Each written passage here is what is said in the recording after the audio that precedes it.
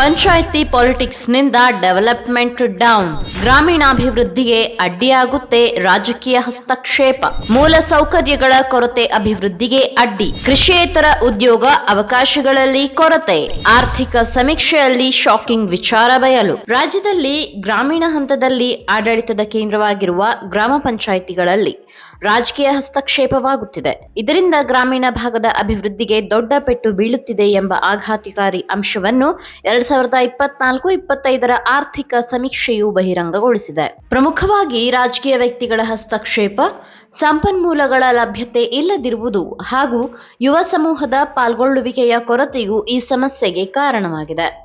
ಅಲ್ಲದೆ ಮೂಲ ಸೌಲಭ್ಯಗಳ ಕೊರತೆ, ಸರಿಯಾದ ರಸ್ತೆ ಸಂಪರ್ಕ, ಸಾರಿಗೆ ಸೌಲಭ್ಯ ಹಾಗೂ ಆರೋಗ್ಯ ರಕ್ಷಣೆಗಾಗಿ ಮೂಲಭೂತ ಸೌಕರ್ಯಗಳು ಇಲ್ಲದಿರುವಿಕೆಯು ಗ್ರಾಮೀಣ ಭಾಗದ ಅಭಿವೃದ್ಧಿಗೆ ಅಡ್ಡಿಯಾಗಿದೆ ಎಂದು ಸಮೀಕ್ಷೆಯು ಹೇಳಿದೆ. ಇನ್ನು ಕಳೆದ 2024-25 ಸಾಲಿನ ಆಯವ್ಯಯದಲ್ಲಿ 21,614 ಕೋಟಿ ರೂಪಾಯಿಗಳ ಅನುದಾನವನ್ನು ಗ್ರಾಮ ಪಂಚಾಯಿತಿಗಳಿಗೆ ನೀಡಲಾಗಿದ್ದು, 2024 ಡಿಸೆಂಬರ್ ಅಂತ್ಯದಲ್ಲಿ 10,888 ಕೋಟಿ ರೂಪಾಯಿಗಳಷ್ಟು ಅನುದಾನ ಖರ್ಚು ಮಾಡಲಾಗಿದೆ ಎಂಬ ಅಂಶವನ್ನು ಸಮಿತಿಯು ತಿಳಿಸಿದೆ. ಗ್ರಾಮೀಣಾಭಿವೃದ್ಧಿ ಕೊರತೆಗೆ ಕಾರಣಗಳೇನು? ಅಲ್ಲದೆ ಪ್ರಮುಖವಾಗಿ ಗ್ರಾಮೀಣ ಪ್ರದೇಶದಲ್ಲಿ ಆದಾಯದ ಸಮಾನತೆ, ನಿರಂತರ ಕಿತ್ತು ತಿನ್ನುವ ಬಡತನವಿದೆ. ಇಷ್ಟೇ ಅಲ್ಲದೆ ಅಧಿಕಾರದ ವಿಕೇಂದ್ರೀಕರಣವೂ ಅತಿ ಕಡಿಮೆಯಾಗಿದೆ.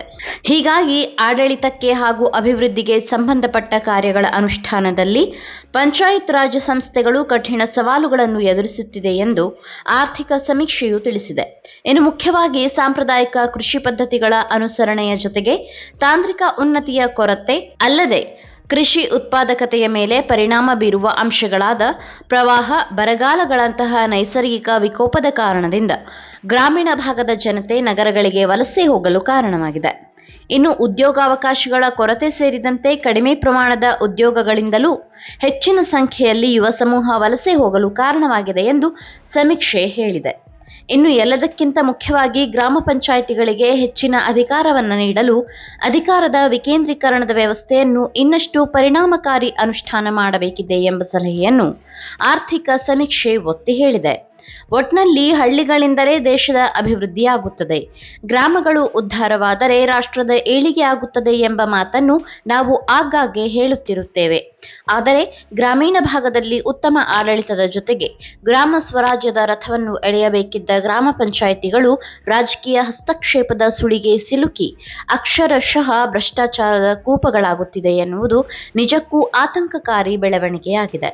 ಅಲ್ಲದೆ ಮುಖ್ಯವಾಗಿ ಅಭಿವೃದ್ಧಿ ವಿಚಾರದಲ್ಲಿ ಅನಾವಶ್ಯಕವಾಗಿ ರಾಜಕೀಯ ಉದ್ದೇಶವನ್ನು ಹೊಂದಿರುವ ಕೈಗಳ ಹಸ್ತಕ್ಷೇಪದಿಂದ ಗ್ರಾಮೀಣಾಭಿವೃದ್ಧಿಯು ತೀವ್ರ ಕುಂಠಿತಗೊಂಡಿದ್ದು ಸತ್ಯವಾದ ಅಂಶವಾಗಿದೆ.